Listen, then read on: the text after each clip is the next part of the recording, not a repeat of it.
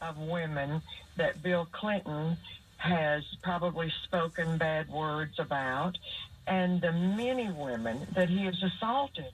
I think a person's own actions and what they do to women speaks much louder than a person's hearsay and words. What an interesting comparison. So we have the women that the New York Times manipulated and took out of context and have now spoken out in Donald Trump's defense. We have this big, long piece, but the New York Times hasn't contacted Juanita Broaddrick or Kathleen Willey or Paula Jones. So do they really care about the truth, or is this their campaign contribution to Hillary Clinton? I think it's a campaign contribution. And Juanita rightly went on to say, she was on Aaron Klein's radio show, that the media does need to investigate my story and other women. Millennials don't know what Bill Clinton is accused of. Hillary is an enabler behind Bill Clinton, because remember what happened. These women were smeared and slandered and besmirched. There was character assassination. Remember what they did to Jennifer Flowers? And then years later, people forget, Bill Clinton admitted he did have an affair with Jennifer Flowers. Jennifer Flowers told the truth in the beginning. But he said, well, it was only one time. But he lied about her.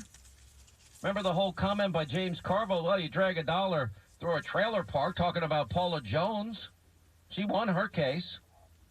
You talk about Dolly Kyle Browning, and the list goes on. Kathleen Willey told me there are dozens of more women that she has spoken to that are afraid to tell their story because they have seen what has happened to other women who have spoken up. Now, Hillary's the champion of women's rights. I think it's a fair question. Was she part of the effort to smear and slander and besmirch? And why did she sit idly by as this was happening to all of these women? And especially in this particular case, or in Kathleen Willey's particular case, or Paula Jones's case, where it's not consensual like it was with Monica Lewinsky. It's not consensual like it was with Jennifer Flowers. This is assault we're talking about. And I thought the champion of women's rights would understand that and want to speak out about this. Anyway, let me play just a little bit of my cut, part of my interview with Juanita Broaddrick, as she talked about this rape on this radio program.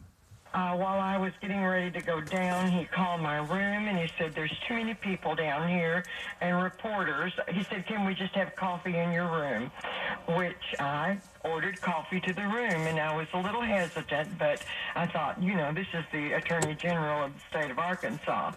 So I did allow him to come to my room, and I won't go into the details, but it was brutal what happened to me. And it was not consensual in any way, shape, or fashion. And I was very distraught after that. My nurse came back to the room, found me with my bloody, swollen lip, and we left immediately and came home.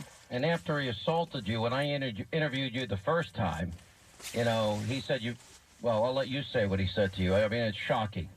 Oh, it is. It shocked me completely. He was getting ready and went to the door, and there I sat on the bed, just devastated. And he goes to the door, casually puts on his sunglasses, and says, "You better get some ice on that," and went out the door. Wow.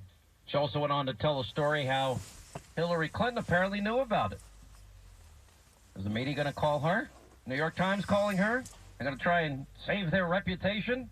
Their tarnished reputation after being debunked and embarrassed this week? Sad. Such a double standard. But get used to it. Hillary Clinton, the champion of women. Oh, she takes tons of millions of dollars with the Clinton Foundation from countries that treat women horribly. Abuse women. What difference at this point does it make? It makes a big difference taking money from Saudi Arabia. Why? Because women